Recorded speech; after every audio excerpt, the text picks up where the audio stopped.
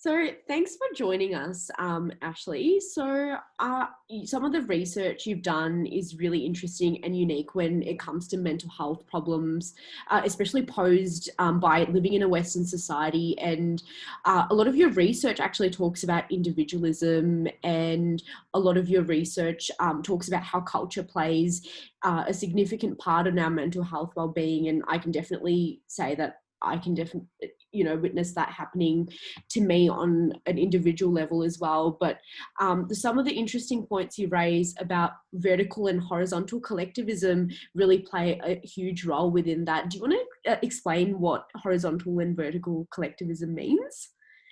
Certainly, yeah. Well, firstly, thanks for taking the time to have a chat. Vertical and horizontal individualism and collectivism, I suppose, are different planes of, firstly, individualism, which looks at values orientated around the self, and collectivism, which are values and goals orientated around the greater good of a community, or traditionally, I suppose, a tribal group. The planes of vertical and horizontal collectivism basically divide collectivism into two different groups, and they are the horizontal plane of collectivism looks at collectivism from the point of view of, I suppose, being part of the collective and sort of adopting an identity around the collective, whereas vertical collectivism is more about being part of a collective, but then sort of being autonomous to make your own decisions as well. So we found in the research we've done that vertical collectivism actually leads to better well-being than horizontal collectivism, which is more, I suppose, a hierarchical, tribal type community whereby you don't actually have a lot of autonomy.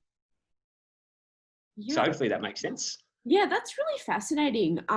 Even when you look at, in light of the current pandemic, where we've been sort of told to act as more of a collectivist society, about ensuring that we work together to, fight the virus. And we can even see that in our own state in Victoria, where we've been told to wear mandatory masks to stop the spread. And it's really similar towards the lines you've just touched on with horizontal collectivism, especially where, even some of your research refers to the idea of viewing oneself as part of a collective and sharing similarities with that said collective. And in the context of a pandemic, do you think that this will change the unique effects in living in a Western country when it comes to mental health? Yeah, it's a great question. I was writing a piece on this the other day, actually, being a very individualistic country, as we are here in Australia, and most Western countries are highly individualistic in terms of their social preferences. It's been really interesting to be in a space where those values can't really be outworked as effectively as they can in normal times. And it kind of shows up in a way some of the shortcomings of individualistic values, whereby, again, we're very blessed to be able to pursue our own interests, our own goals, construct our own identities, and have freedoms of speech, which you wouldn't necessarily have in an overtly collectivistic society. But again, in an environment where we are in sort of forced lockdown, and we're taking away from the cultural norms that we do know, and even the working environments that we're used to, individualistic values have sort of, proved to be a little bit ineffective, in that we're now sort of starved of social interaction. That if we were a more collectivistic society, we'd probably already have those safeguards in place, even in a lockdown context, as strange as that sounds, to be able to sort of satisfy our social needs. You mentioned the forced wearing of masks, and I suppose the cooperation that's required to get through a situation like this. I think, again, we're seeing individualistic tendencies reign supreme, with people not really wanting to abide by the restrictions that are in place. And we've had a host of, I suppose, cases where people have gone against the regulations that we're meant to follow at the minute. And this would starkly differ from, again, a collectivistic environment. I think we saw in early days of the pandemic in places like China and Thailand that are very collectivistic, people were volunteering or voluntary in the wearing of masks and very open to following regulations. So, yeah, it is really interesting how these social values influence the space of a pandemic.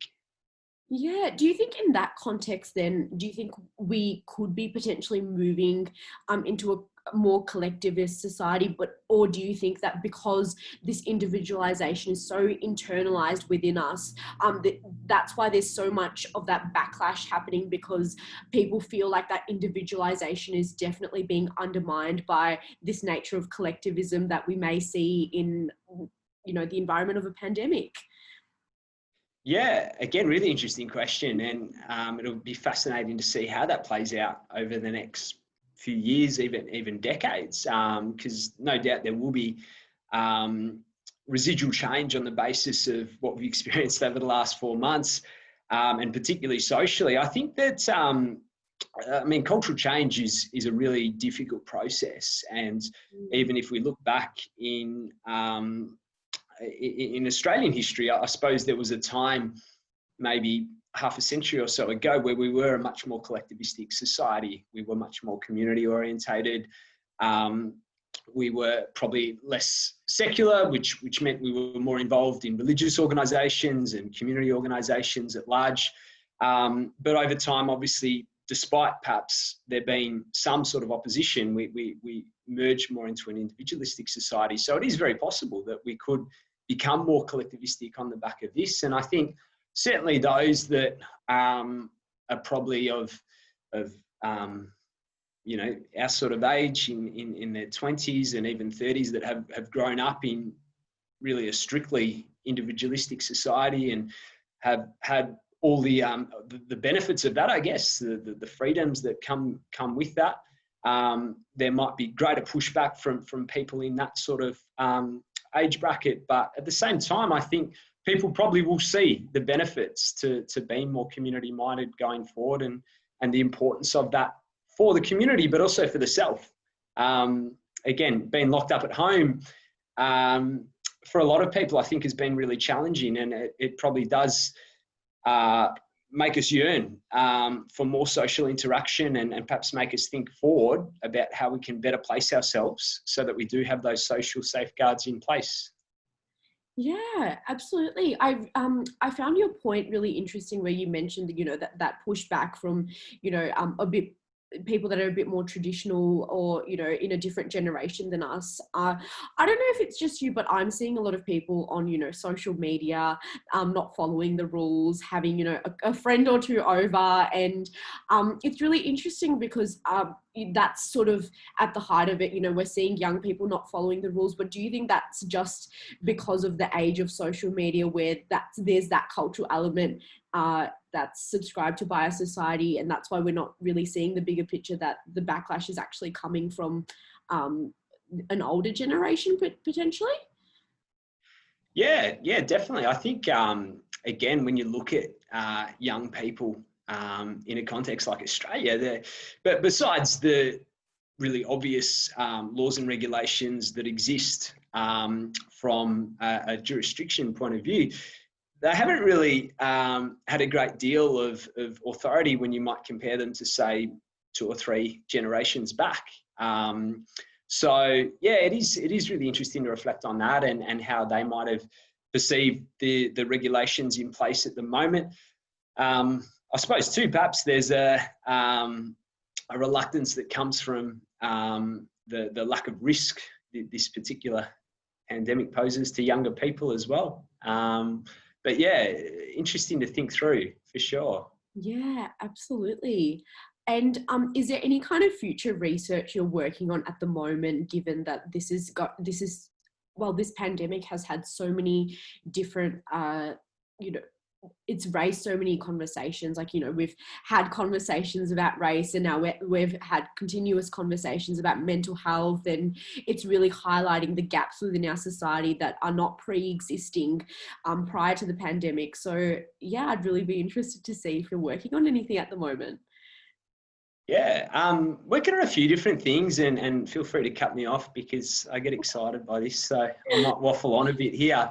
But I suppose broadly, my interest in cultural influences on mental health focus on a few different facets.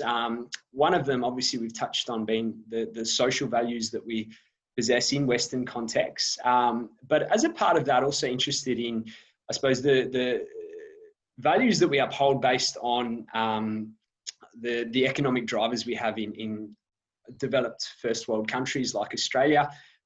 So have done a lot of work on materialistic values and how we are very driven around pursuing materialistic goals and aspirations, such as earning a certain figure of income and the consumption of goods as well.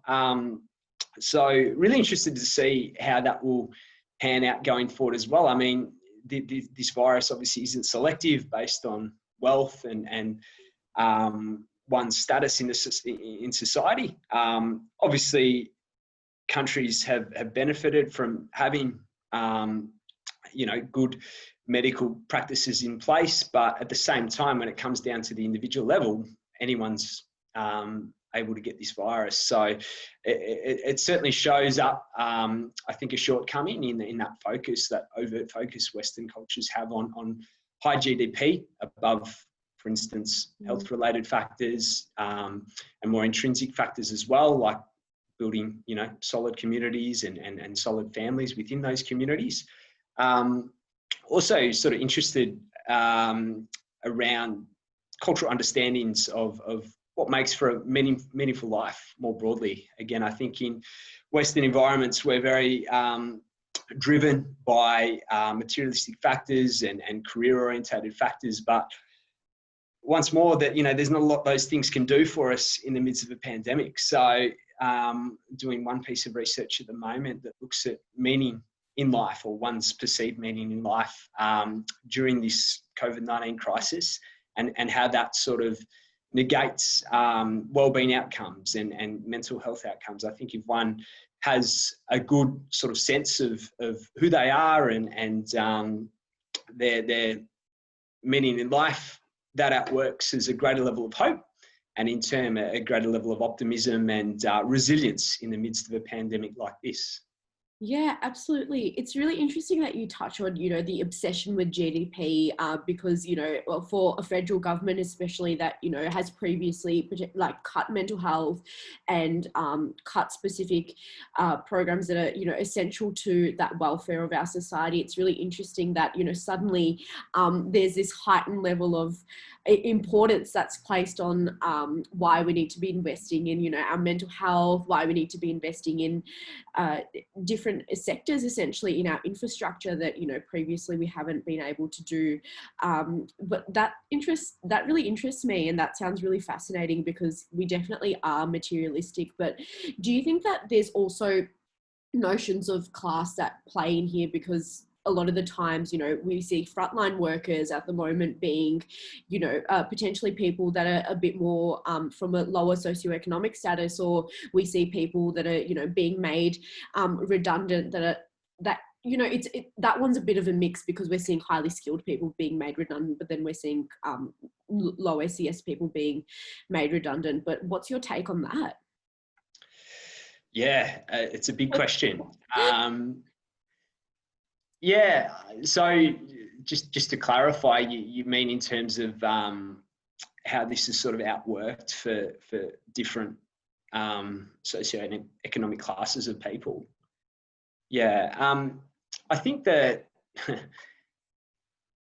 again, it'd be interesting to see the figures in sort of 12 months' time as to how this has affected different classes of people. But I think certainly one advantage of being in a developed country with a developed economy is that we probably have been better able to care for those at the lower spectrum in terms of their socioeconomic status, with things like JobKeeper even, that wouldn't be a possibility for a country with a more developing economy. But But at the same time, as you sort of shared, I think that there's definitely, or I would hope anyway, that there's going to be a real shift in government's focus going forward, that really over the last 30 years has been so centred on economic growth, and the success of a government essentially boils down to budget deficits and levels of GDP, which, I mean, these things